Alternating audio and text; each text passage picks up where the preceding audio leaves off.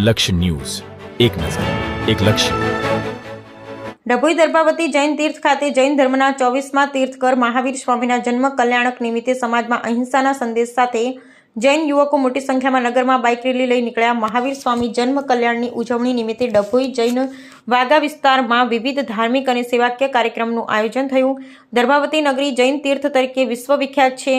અહીં 6 જેટલા દેરાસર જૈન ધર્મના આવેલા હોય ત્યારે સમગ્ર રાજ્ય અને દેશમાં આવતા જૈન સમાજના અનુયાયીઓ ડભોઈ આવતા હોય છે. ત્યારે જૈન ધર્મના 24મા તીર્થકર શ્રી મહાવીર જન્મ કલ્યાણક હોય જે નિમિત્તે વિવિધ કાર્યક્રમનું આયોજન ડભોઈ જૈન સમાજ દ્વારા કરવામાં આવ્યું. ત્યારે શ્રી મહાવીર જન્મ કલ્યાણકની ઉજવણી નિમિત્તે શાંતિ અને અહિંસાનો સંદેશ સાથે ડભોઈ જૈન સમાજના યુવકો જૈન વાગા વિસ્તારમાંથી ભવ્ય બાઇક રેલી પૂર્વ સંધ્યાએ યોજવામાં આવી, જેમાં અહીંના સૂત્રો સાથે નગરના રાજમાર્ગો ઉપર ફરી બાઇક રેલી પૂર્ણ થઈ.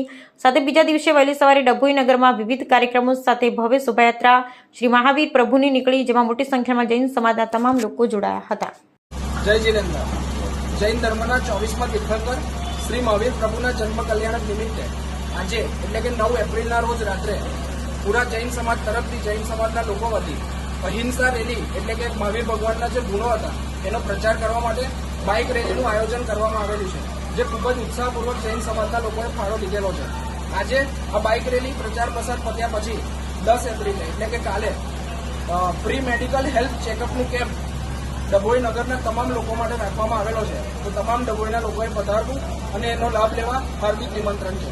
આ બાઇક રેલી કઈથી કઈ આગળ બાઇક રેલીનો જે અમારો રૂટ છે જૈન વાગાથી નીકળશે અને નાંદોદી બાગોળ થઈ ટાવર થઈ સ્ટેટ બેંક વાળા રોડ થઈ પાછી ટાવર મારફતે જૈન વાગામાં પાછી ફરશે. એટલે કે તમામ ડભોઈ નગરમાં મહાવીર પ્રભુના જે ગુણ છે અહિંસા અને કરુણા એનો પ્રચાર અને પ્રસાર કરીશું.